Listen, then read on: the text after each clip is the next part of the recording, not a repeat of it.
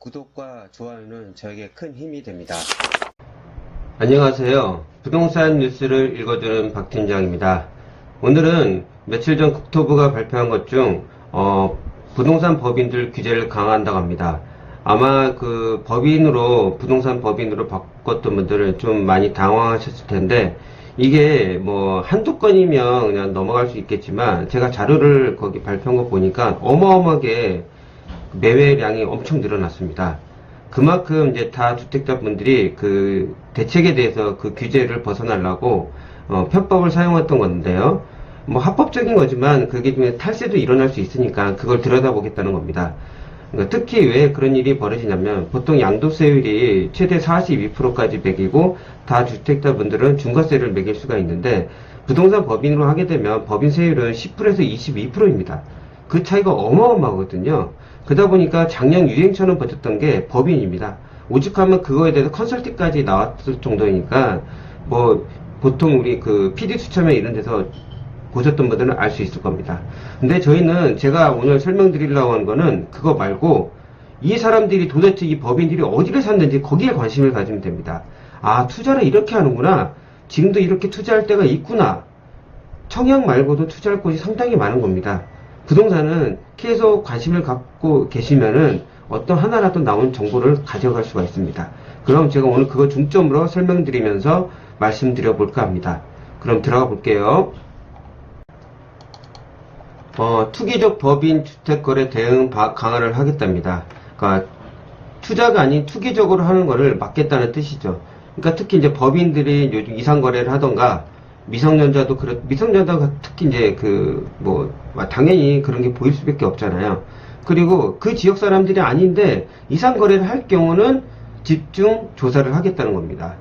이거는 이제 투기 및 탈세의 통로가 될 수 있는 충분한 요지가 있습니다. 제가 여기 업을 하다 보니까 그거는 실상에서 볼 수 있는 거니까요. 중요한 거는 항상 말씀드렸던 거는 공정성, 투명화거든요. 이 부동산 거래의 투명화, 실거래 조사의 실효성을 확보하기 위해서 하겠답니다. 제일 중요한 건 이겁니다. 여기서 이제 멘붕이 오는 거죠. 거래 지역 및 거래 가액과 무관하게 자금 조달 계획서를 제출을 의무화시키겠답니다.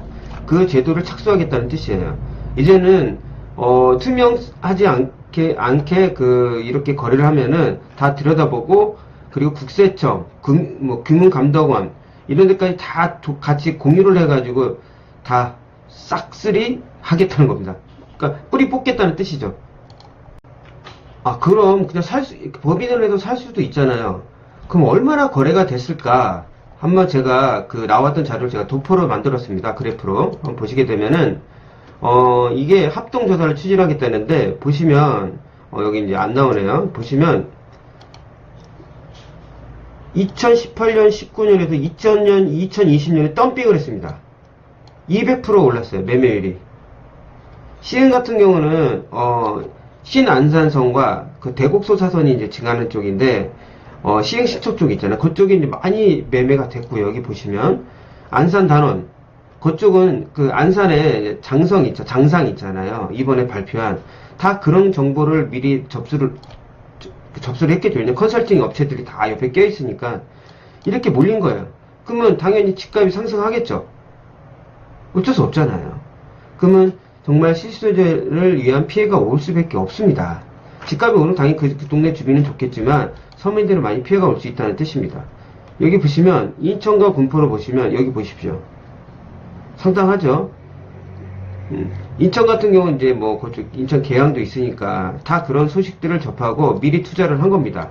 경기도권은 그만큼 조금 떨어지다 보니까, 비규제 지역이다 보니까 사고, 그런 세금 같은 문제도 다 이제 여기 법인으로 다 떨굴 수 있으니까 이런 일이 빈번하게 벌어질 수밖에 없는 겁니다. 그런 악용이 일어나니까 이제 거기까지 들여다보겠다는 거죠. 보게 되면은 전에 같은 경우 아까 말씀드린 비규제 지역은 6억 이상만 이렇게 주택거래 신고를 한 겁니다. 그 비규제 지역에서는 이 정도 어느 정도 되니까 그 정도 이제 어느 정도 이제 우리말대로 탈세나 편법이 들어갔던 거예요. 이제. 근데 이런 자금 조달 계획서를 쓰게 되면은 그런 일이 이제 벌어질 수가 없는 겁니다.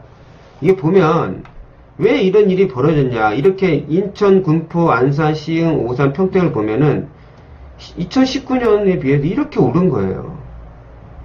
이거는 인위적으로 올 수밖에 없는 거잖아. 이 법인들이 그 세금의 이익, 그리고 이거 이상 아니면은 비규제적이다 보니까 이 정도 거래가 아닌 게 상당하지 않겠습니까? 거의 무작정 산 거죠. 그것까지 다 들여다보겠다고 하니 아마 이렇게 부동산 법인을 하신 분들이 뭐 어차피 그분들이야 뭐 그 옆에 전문가 세무사나 다 있으니까 어떻게 뭐 빠져나오겠지만 이제부터는라도 그러지 못하게 하겠다는 뜻도 있는 것 같습니다. 그래서 아까 서두에 말씀드린 대로 이 법인들이 부동산 법인들이 이렇게 샀다.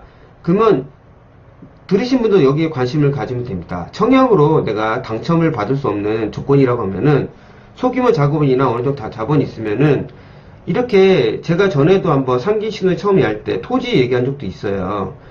이 지역 근처 애들은 당연히 오를 수밖에 없습니다. 그냥 그 자체가 풍선 효과예요. 한 지역에 따라 예를 들어서 용산구가 오르면 용산구만 오르는 게 아니라 그 옆에 지역까지 오르는 거예요. 우리가 만약 지하철이 뚫리거나 GTX 있으면 그 근처도 같이 오르는 거거든요. 교통편을 같이 이용할 수 있는 겁니다. 그런 거를 좀 참고하셨으면 좋겠습니다. 이게 보시면은 이 6억 미만은 한계가 있기 때문에 이렇게 6억 미만 이렇게 주택 거래가 늘어난 거예요. 너무 많잖아요, 생각보다. 어마어마한 겁니다. 청약에 관심 있던 우리 서민들에 비해서 이분들은 그런 거 신경을 안 써요. 자기는 정부가 그렇게 비웃고 부동산 법인을 해서 이렇게 이런 어려운 시국에 이런 코로나 시국도 상관이 없는 거예요, 이분들한테는. 본인들이 움직이는 게 아니거든요. 옆에 있는 그 부동산 이제 컨설팅 하시는 분들이나 옆에 세무사 다 껴 있습니다. 그러다 보니까 이런 조사를 자금 조달 계획서 및 현행 실거래 조사 계획을 보완하기 위해서 국세청, 아까 초반에 말씀드렸죠. 금융위, 금감원까지 합동으로 하겠다는 겁니다. 좀 더 공정하게, 투명하게 하겠다는 뜻이에요. 그거 공정하게, 투명하면 전혀 잡아내지 않습니다. 뭐 부동산 법인이라고 다 나쁜 건 아니잖아요. 다만 이런 거래가 너무 많다 보니 이게 조금 불법이 있으면 들여다보겠다는 거지 다 잡아들이겠다는 뜻은 아닙니다. 그리고 제가 오늘 말씀드렸던 거 어디에 투자를 했는지 관심을 가지면 이게 3기 신도시나 또 휴에 또 나올 겁니다. 그런 신도시가 지정 완료되기 전에 일단 나오기 전에 그런 지역이 어느 정도 되면은 그때도 늦은 건 아니거든요. 그 소규모 자본으로 관심을 한 지역을 갖고 거기서 투자하게 되면 수익을 남길 수 있다는 뜻입니다. 그런 법인들을 어떻게 그 부동산 법인들을 강화할 것인지 이 내용들을 들여다보겠다는 건데 예를 들어보면 이해가 가십니다. 본인이 임원인데 법인 주택 매도 거래한대요. 그러면 뭐 깜깜이잖아요. 그리고 동일인이 복수의 범위를 가지고 있을 수 있습니다. 법인이 하나의 생명체인데 동일인이 그걸 소유할 수도 있거든요. 설립할 수 있잖아요. 그걸 매수한 거래. 그러면 본인이 거래할 수가 있잖아요. 그런 거 당연히 그런 거 들여다볼 수밖에 없죠. 그 미성년자, 그 외지인이 빈번화 타 시도 주택 매수 등 이건 당연히 들여다본다는 뜻입니다. 이것까지 다 들여다본다 하니 비규제적까지 이제 풍선 효과처럼 건드리지 말아라. 그 효과들이 일어나는 이유 중에 하나 청약도 똑같은 거거든요.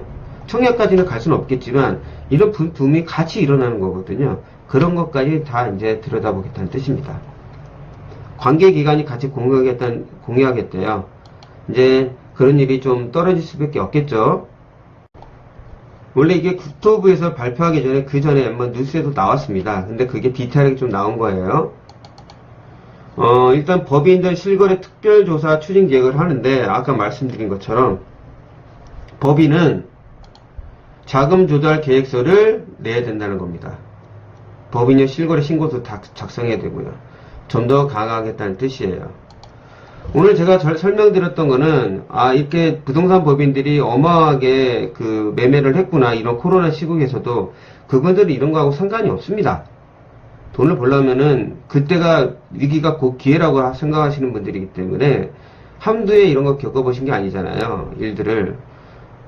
저희는 그렇게까지 갈 수 없다고 하면은 그분들이 어떤 걸 샀는지 분석을 하고 지금도 늦지 않았고요. 후에 혹시 다른 신도시가 발표를 한다고 하고 지정 완료되기 전 혹시 그런 밑그림이 나오면은 미리 거기서 알아보고 소규모로 투자를 해서 수익을 남기시길 바랍니다. 이것도 또 하나의 정보잖아요. 오늘 제가 들려드렸던 이 내용들 좀 공감이 됐거나 도움이 되셨다고 하면 구독과 좋아요 눌렀으면 정말 감사하겠습니다. 다음에 더 나은 부동산 뉴스로 찾아뵙도록 하겠습니다. 끝까지 들어주셔서 정말 감사합니다.